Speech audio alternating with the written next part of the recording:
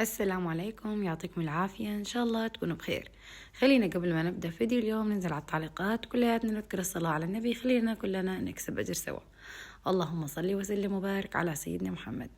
طبعا فلوق اليوم صور من كم يوم كان عنا مطر، وبصراحة ما صادفني اني انزله فورا، حبيت انه هيك لحتى اضبطه وامنتجه وهيك يكون فلوق حلو يوم ممطر، وبنفس الوقت تعيشوا الاجواء هاي. وبصراحة يعني كنا بنستناها بشوق هاي الاجواء، انه يكون في مطر وهيك اجواء، فعشان هيك حبيت استثمر كل لحظة وكل لقطة واصور لكم اياها واضيفها بالفلوق اليوم، اكيد مع فنجان قهوة صباحي. وشوفوا لي هالاجواء ما شاء الله شي بجنن، والجو ولا اروع من هيك. بعد ما خلصنا فنجان القهوة قلنا لازم نطلع نتمشى بهيك أجواء، يعني حرام نروح علينا هيك جو ونقعد بالبيت. فشربنا فنجان القهوة وطلعنا تمشينا أنا وجارتي تحت المطر، وكانت أجواء جدا رائعة. راح أترككم مع صوت المطر لحتى تستمتعوا وتحسوا حالكم معنا.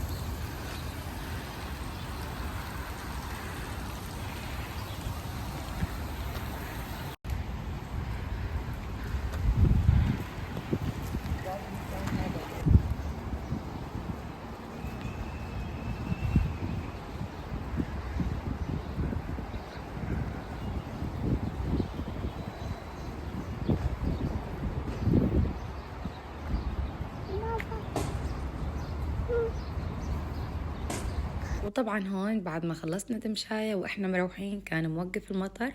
وبصراحة كانت من أجمل المشاوير اللي بطلعها بحياتي، وكنت دائما بتمنى أني أطلع أتمشى بالمطر، بس كنت بس بدي حدا يشجعني. فلقيت جارتي شجعتني وطلعنا وتمشينا، وكم كرت لكم ابني ب100 حرام و100 كاب لحتى ما يصيبوا إشي، والحمد لله مرقت على خير بفضل رب العالمين. وكانت الأجواء كثير حلوة بصراحة، وتمنيت إنها كل يوم تتكرر هاي الطلعات، والمطر هيك يكون كل يوم عنا. بس بصراحة يعني مو دائما بيصادف إنه تمطر عنا بهاي الغزارة ما شاء الله. وقتها كان ممطر، ويعني كثير استمتعنا بالأجواء. فروحت على البيت وكان البيت مغيم، يعني كأنه دنيا المغرب. ففتحت لكم الشباك هيك عشان هيك ريحة المطر تدخل على البيت، وبعديها طلعت الدفاية اللي جبتها على بناء اني اديرها من اول الشتوية، وما صادفنا على بناء الوقت اني اشغلها من اول الشتوية، وما صادفنا دافي الجو انه اما اليوم هيك عشان نعيش الاجواء درناها، وما شاء الله كانت اما اليوم قلت خلص وقتها نديرها وندفي البيت ونحس باجواء الشتوية، بحاجة شغلتها وخليتها تضوت فيها عشان طيبة والاجواء الشتوية. والاختيار كان هو اني اعمل شوربة الكشك. فمن الفيديو بعديها حاولت اني اخطط هيك لاكلة تكون دافية غير شوربة العدس اللي دائما بيحكوا انه كل ما الدنيا تمطر الوالدة بارك الله فيها بيحكوا انه دائما الاغلب الامهات بيعملوا لنا شوربة عدس. فانا اليوم بعثت لكم عن شوربة العدس وعملت لكم شوربة كشك من تحت ايدي على كيفكم. كثير طيبة، كانت متبقية عندي من اخر وصفة نزلتها اللي هي وصفة فطاير الكشك. اذا ما شفتوها لازم تشوفوها، راحت عليكم اذا ما جربتوها. كثير وصفة مميزة. طلعتهم ورحت على مرت اخوي، كانت عم تعمل كمان ثاني اكلة مميزة بالشتوية اللي هي اكلة المحاشي. ومن أهم الأكلات اللي بالمحاشي هي طبعا أجواء الشتوية الملفوف.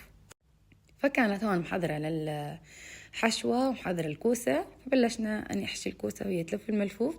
حبيت أشارك معكم هيك كم لقطة بالأجواء هاي. بصراحة المحاشي طيبة والأكلات الشوربة طيبة، كل شيء رب العالمين خلقه من نعمة الحمد لله طيبة. أهم شيء هيك الواحد يعمله بنفس طيب ومن كل هيك حب تطلع الأكلة كثير طيبة.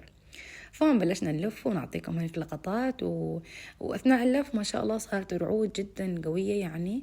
فكنا هون مستمتعين بصراحة بالأجواء وبالمناظر. فحبيت كمان أرجع هيك أترك مرتوي شوي وأرجع أعطيكم لقطات من الرعود.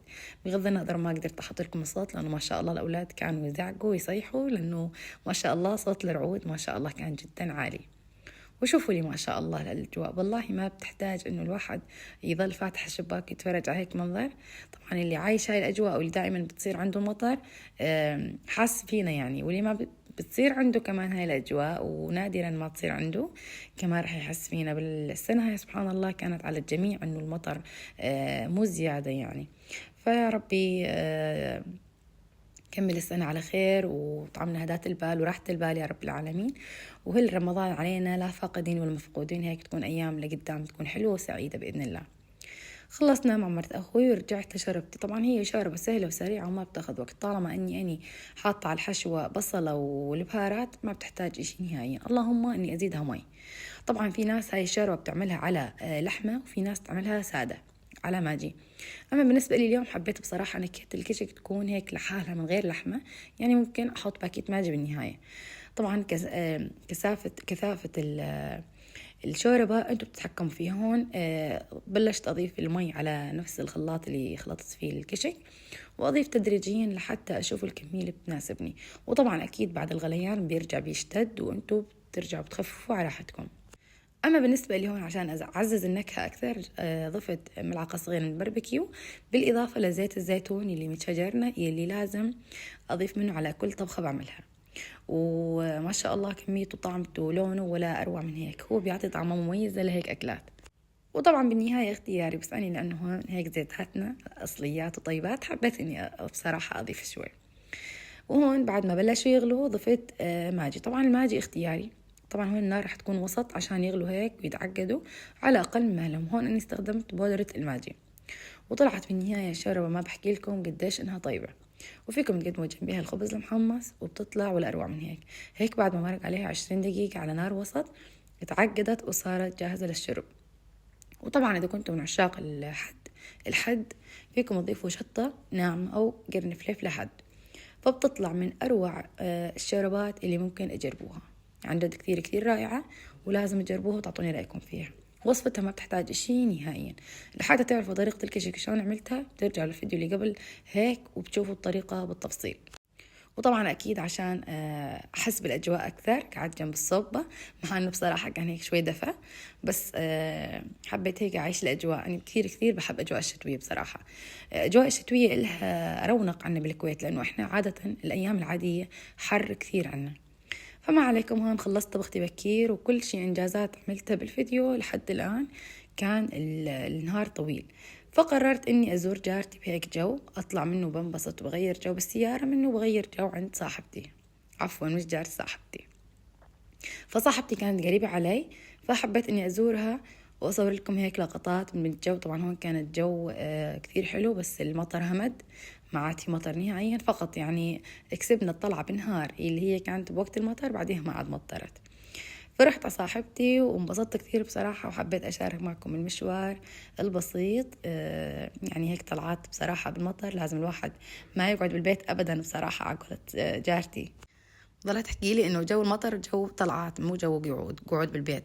وبالفعل والله ما حق لما تطلعوا عند الأشخاص هيك الحبابين اللي أنتم تحبوهم ترتاحوا معهم كثير، دائما تكون القعدة حلوة. أنا دائما بكرر فيديوهاتي إنه لما تطلعوا مع أشخاص صح وتروحوا عند الأشخاص اللي بتحبوهم دائما بيكون القعدة لها رونق مختلف. وأنا ما قصرت بارك الله فيها. طبعا كاسة الشاي هون لها هيك رونقها بالأجواء هاي المطر، وكانت دايرة الصوبة، فعن جد كانت أجواء ولا أروع من هيك. وبارك الله في ابني الله يحفظه بلش يتضيف لحاله، وهون بلش يلعب مع أولادها لحتى هيك يلتهي شوي عنا ونقعد وننبسط فنجان القهوة. لا عفوا أني دائما معلقة فنجان القهوة لأني أنا من عشاق القهوة. كنا هون فقرة الشاي بعدها انتقلنا لفنجان القهوة، وشوفوا لي جمال القهوة. طبعا هون أحلى فقرة بالنسبة إلي، وأكيد ما بتغلنا القهوة إلا مع حبة حلو. ويعني إذا كان الحلو من تحت إيدينها، لأنه ما شاء الله ست بيت معدلة كمان، وشغلها كثير طيب ومرتب. بس طبعا هون حبيت أحكي لكم شغلة بالنسبة للمعمول، يعني عن تجربة بصراحة طعمته خرافية. للأشخاص المتواجدين بالكويت نصيحة عنكم تجربوا هاي المعمول، يعني مش إعلان ولا دعاية عدم المؤاخذة، بس لأنه عن جد طعمته كثير كثير طيبة.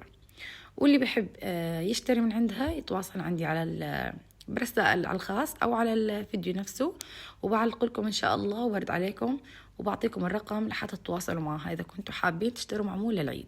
وما شاء الله شغلها كثير مرتب، ويعني شكل لحاله بيحكي بصراحة عن الطعم. شوفوا لي لب التمر كيف، وراح أفتح لكم واحدة كمان بالسكين لحتى تشوفوا شكلها من جوا شلون. كثير كثير طيب وشغلها مرتب ما شاء الله وما عليه كلام. فنصيحة إنه إذا حبيتوا تجيبوا معمول للعيد إنه تختاروا من عند صاحبتي، ما شاء الله شغلها كثير طيب، مش لأنها صاحبتي بس عن جد لأنه كثير طعمته طيبة. وخلصنا فقرة القهوة. طبعا بغض النظر انه عم ناخذ لقطات سنابات وتيك توك وانستغرام، كل هيك كل موقع عم ناخذ له لقطة.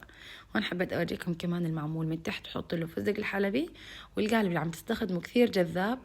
وبلشنا نستمتع بالقعدة ودردشة وسوالف، ويعني بصراحة مرق الوقت هيك وما حسينا بصراحة بالوقت، وكثير انبسطنا. وبوجه لهم خلال الفيديو شكر كبير على القعدة الرايقة والحلوة، وإن شاء الله بترجع تنعاد. وبعدها اجى جوزي، ومثل ما ذكرت بصراحة قعدنا وانبسطنا وما حسينا بالوقت نهائيا. فروحنا، كان هيك الجو كثير حلو بصراحة ورايق. كنت مرتاحة اني كنت طابخة قبل ما اروح.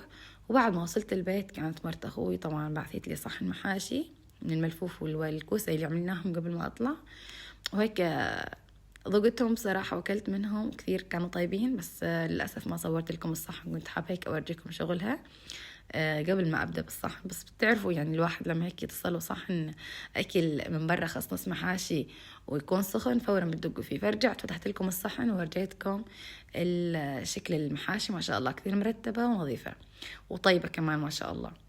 فهون بنرجي للمفاجأة الكبرى. بعد ما انبسطنا ومرق يومنا حلو، نيجي للنهاية. كان عمي قبل ما أورجيكم المفاجأة، هون كان عمي جايب لي كستنة، وراح أورجيكم بالنهاية صدمة شو صار فيها بعد ما عملتها، أو شو كيف طلعت عفوا. فهون الصدمة إنه كان عمي جايب لي دجاج، وبصراحة ناسي إني موصي على دجاج. فأني عادة بعتمد على إني أجيب دجاج حي، يعني نذبحه ذبح اليوم، وأجيب مثلا كميات 6-7 دجاجات أنظفهم يظلهم عندي مثلا طول الشهر، علشان إني بس بدي أطبخ طبخة أو يجيني ضيف فجأة أو إنه بدي أعمل عشاء مفاجئ، يعني جميع الحالات يكون عندي الدجاج جاهز. فحبيت أشارك معكم طريقتي بالتنظيف. أول ما أجيب الدجاج بصراحة بالنسبة إلي بضيفه بالخل والملح، وإذا كان كمان شرحات ليمون ما بيأثر، عشان أضمن من نجاح تنظيف الدجاج وما يكون في نتفة زنخة نهائيا.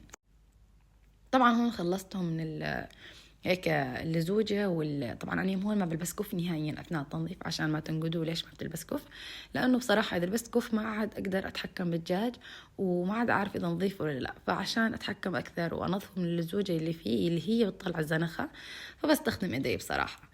يعني ما بعرف حسب كل ست بيت كيف ترتاح، يعني ما تتقيدوا بالكفوف يعني بصراحة يعني. فاللي بيريحني عم بعمله وبشاركه معكم بكل أبسطية وبكل راحة. يعني ما بحب إني أكون مصطنعة على الكاميرا، بحب أشارك معكم الشغلة واللقطة مثل ما أني عن جد بعملها من خلف الكاميرا. طبعا هون الثوم الثاني غسلتهم ورشت عليهم طبعا كمية ملح كويسة، وإذا كان ملح خشن بيكون على أحسن، بس كانت كمية خالصة عندي. نظفنا المجلة وعقمناها. طبعا ما بحكي لكم يا صبايا، بعد هاي المرحلة بيكون عندي فقرة تعسيف كاملة للمطبخ. ما بعرف بحس المطبخ كله انقلب وقعد، مع انه ما في اشي نهائيا، بس انها الزاوية هاي اللهم. وهون كمان شغلة ثانية رح تنقدوا علي ليش لبست كف بإيد وكف لا. شوفوا لبست الكف بالإيد اليمين لأني يعني مثل ما ذكرت دائما بحكي بفيديوهاتي إني أنا عامل عملية تحرير عصب، فبحاول قدر المستطاع إني أبعدها عن الأرز أو الهايبكس أو المنظفات هيك القوية، فعشان ما تأذيني إيدي. فعشان هيك لبست بالإيد اللهم إنه بس مشان الجرح. فمثل ما بتلاحظوا بإيدي الثانية ما لبست نهائيا، بحس ما بعرف يعني بتقيدني الكفوف، ما عاد بعرف أشتغل فيها مثل ما أشتغل بإيدي. فما عليكم بالنهاية هون لازم أعقم بالفيري وبالهايبكس، لأنه بتعرفوا يعني ريحة الدجاج بتكون زنخة شوي بالمجلة، لازم تعقموها. أما أنا بالنسبة لي بستبعد عن الأشخاص اللي بيحكوا نهائيا إنهم ما بينظفوا الدجاج. ما بعرف كيف ما بينظفوه بصراحة، ما بعرف. أكثر الشفيات اللي بيطلعوا على اليوتيوب بيحكوا إنه إحنا ما بننظف الدجاج، فقط بنمسحه مسوح. ما بعرف كيف النكهة بتطلع وكيف الزناخة، بس هم بيحكوا ما في زناخة. بس أنا عن قناعة شخصية مستحيل إذا ما نظفت الدجاج وتأكد إنه ما ضل له زنخة بعديها رجعت فرزته، ووقت الطبخ كمان برجع بنقعه بشوية خل وبفركه بليمون لحتى أضمن من إنه ما في زنخة نهائيا. أنا من الأشخاص اللي عندهم وسواس بزنخة الدجاج بصراحة. فعشان هيك طريقتي بإذن الله مضمونة. وفي ناس كمان بتضيف طحين عشان تروح لزوجي، بس ما بحب أستهلك هيك أشياء يعني بصراحة، لأنه خلص طالما بقدر أكتفي بالليمون والملح والخل فما في داعي للطحين. فما عليكم، هون نظفت المطبخ وصار فقرة شطف الأرضية عشان هيك أضمن إنه خلص المطبخ صار نظيف وكل شي مرتب. وطبعا بنرجع بنكرر الخطوات، نرجع بنضيف فيري وهايبكس ومنفرشيهم ونشطف الأرض. وهيك بلشت تفيح ريحة النظافة ما بحكي لكم. يعني هون كانت بالنسبة لي هاي أحلى مونة بمونها لرمضان.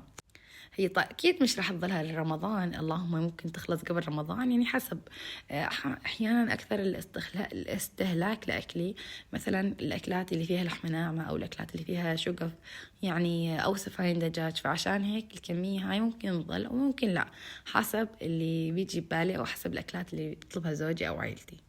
بعدها بنيجي على الدجاج، بعد ما تمص من المي تماما بضيفه باكياس تفريز. طبعا هون بتحطوا الكميه اللي انتم بتحبوها، انا بالنسبه لي بحط الكميه اللي بناكلها يعني لعائلتي، فبحب احطه بكل كيس دجاجه. وفي حال مثلا بدي ازود الكميه بقدر اخذ من الكيس الثاني بكل سهوله. ليش؟ لانه ما كان على بعضه. فنصيحة لما تفرزوا الدجاج أو اللحمة فدائما خلوا في مجال أنكم إذا احتجتوا وتاخذوا كمية زيادة أنه تقدروا تاخذوا، ما تخلوا على بعضه. يعني ما تخلوا اللحمة مثل ما هي صرة وتحطوها بالثلاجة، دائما افردوا اللحمة وقسموها مثل ما هي بالطبق، أو أنه الدجاج خلوه مفرود هيك وعلى أريحية عشان إذا كمان احتجتوا كمان تقدروا تاخذوا بكل سهولة. فهاي الشغلات البسيطة بتساعدك وبترتب لك ثلاجتك وبتاخذ مساحة هائلة من الأغراض، وبتقدر تحطي فيها كمية أغراض كبيرة، عكس لما تكوني محاطة الأشياء مكومة بشكل هيك مدعبة للدوبل يعني. فهون خلصنا المطبخ وشطبناه وظبطنا الأمور، وهيك إجا موعد السهرة. طبعا بعد ما ارتحت وهيك ظبطت الأمور بالمطبخ انتقلت للكستنة، ويا ريتني ما انتقلت للكستنة. ما بعرف ليش حظي هون بالكستنة، مع انه شكلها مبين بشهي. بعد ما قطعتها وجهزت لكم طريقة مميزة للكستنة عشان تطلع معاكم بكل سهولة. بس شوفوا ما عليكم انتم بنتيجة كستناتي انه ما كانوا ناجحين، مش ناجحين بالطريقة التكشير كانوا للأسف من جوا منزوعين ومو ناجحين يعني بصراحة. فالله يسامح اللي باعنا اياهم، من جوا كانوا ما بيتاكلوا يعني. فبعد ما خلصت الطريقة للأسف راحوا الكمية كلها للهدر، يعني ما بتتاكل. يعني من المصطلح عشان تفهموا أكثر كانوا خربانين من جوا. عاد الشكل من برا ما بيحكي هذا الاشي نهائيا. فما عليكم، عشان تاخذوا الطريقة المضبوطة بتعملوا إشارة زائد بالكستنة، بعدها بضيفوها بوعاء طبعا على جنب، بتكونوا عم تغلوا مي مغلية. وهاي الطريقة حلوة انها بتطلع الكستنة بكل سهولة في حال اخترتوا نوعية جيدة. فبتحاولوا تعملوا إشارة زائد على داير ما يدورها عشان تطلع معكم بكل سهولة، وبتغمروها بالمي. بعدها عشان هيك تفشفش أكثر أو إنها تشرب كمية مي وتتفك معكم بعد الشوي بتغمروها بصحن. طبعا هذيك القشطة ما عليكم فيها، تركتها على جنب، كنت بدي أعمل فيها وصفة وكمان طريقتها منزلها بالفيديوهات اللي قبل هيك. وهون طبعا بجيب صينية للفرن، بتكون الفرن مشغل مسبقا، وبضيف ورقة زبدة اختيارية. في حال حطيتوا الكستنة بوعاء غير لاصق كمان بيزبط. شوفوا طريقة الكستنة لها عدة طرق، بس هاي الطريقة أول مرة بجربها وحسيتها كثير فكرتها ريحة للتقشير. وجربوها انتم ما بتخسروا اشي، واعطوني رأيكم فيها.